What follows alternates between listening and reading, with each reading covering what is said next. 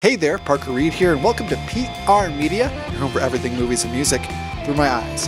Today we're going to be talking about the new Disney Plus original film, Taylor Swift Folklore, The Long Pond Studio Sessions. Taylor Swift's Folklore, The Long Pond Studio Sessions focuses in on her latest effort, Folklore, which came out this past July, and it sees her sitting down with chief songwriters Aaron Dessner of The National and Jack Antonoff of Bleachers, and they go through all the different songs, talk about what they are, talk about the songwriting inspirations, and they also play some stripped-down versions of those songs for the first time together in the same room. The release of this film came as a surprise to many people because Taylor Swift announced it like 24 hours ago. She's like, yeah, at midnight it's going to be available on Disney Plus. So I waited up to watch it, and the length of it did come as a bit of a surprise to me because it's an hour and 45 minutes long. And sure, the album itself is about 16 or 17 tracks by itself, so it's over an hour long already, so the length of the movie wasn't a surprise when you factor in them talking to each other. But that length might be surprising to some people because that is the length of a feature film. So if you want to check out this new film by Taylor Swift, make sure you're ready for that. So overall, I did enjoy this movie because I'm a big fan of Taylor Swift myself, and I really enjoyed her latest effort, Folklore. So to see her talking to the chief songwriters behind it about what each song is about, what she hopes people get out of it, and how everything ties together was a cool feature for me. But a lot of people are going to go in here to see Taylor Swift perform these songs for the first time ever because there was no tour because fuck COVID-19,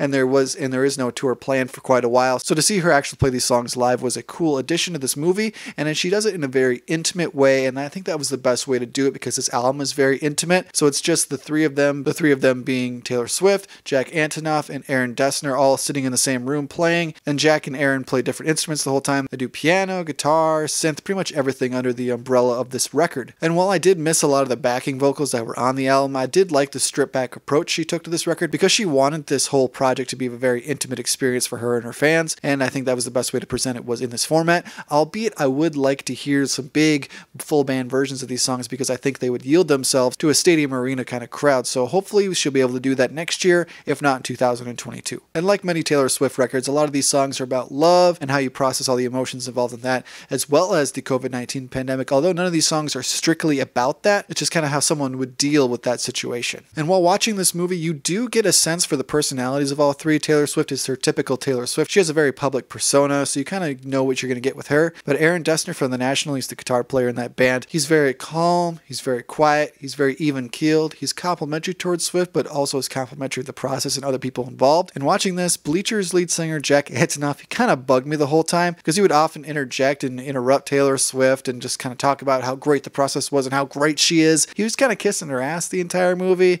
and he just kind of rubbed me the wrong way. I'm sure that's just his personality. Maybe he came off the wrong way on this, but I just wasn't loving that, so it was a bit grating from time to time. And another aspect I really enjoyed about this film was Justin Vernon of Bon Iver, yes, from my hometown of Eau Claire, Wisconsin, where this is being filmed right now. He is on this as well. He wasn't there physically with them due to the COVID-19 pandemic, but he did film his part in the song Exile to do a duet with Taylor Swift virtually because Justin Vernon often offers something different when he does a song live. He doesn't just want to redo the studio version, so he does a cool version here, but it kind of came off a bit cheesy when he was wearing a mask in the studio by himself and no one else in the movie was wearing a mask. You could barely see his eyes, so that's very Justin Vernon. I kind of understood that. He's a super hipster. Of course he was going to do something like that, but it was a cool version of the song. And this movie does feel a bit long. Sitting down with a full album in itself is already a bit of a taxing thing, but when you add the additional commentary, it does feel a bit long. I started to drift a little bit around the mid of the track list, but I was engaged toward the end, and it did shed a new light on this album that I wasn't previously aware of. So I would recommend you check out this movie, but it is only on Disney Plus, so you got to subscribe to that. They no longer have their free trial, but thankfully Disney Plus is my Mandalorian machine, so I was already subscribed and have been since the beginning. So if you want to check out a nice cool piece of Taylor Swift history, or if you just like the album Folklore or want to hear more about it, I would definitely recommend Taylor Swift Folklore,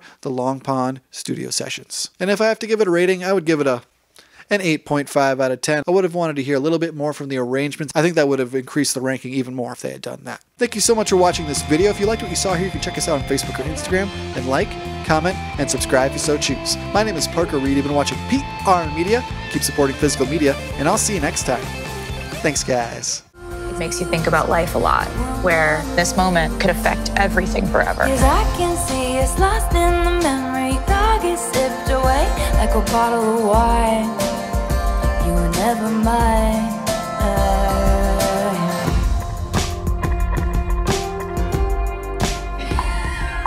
It was so fun.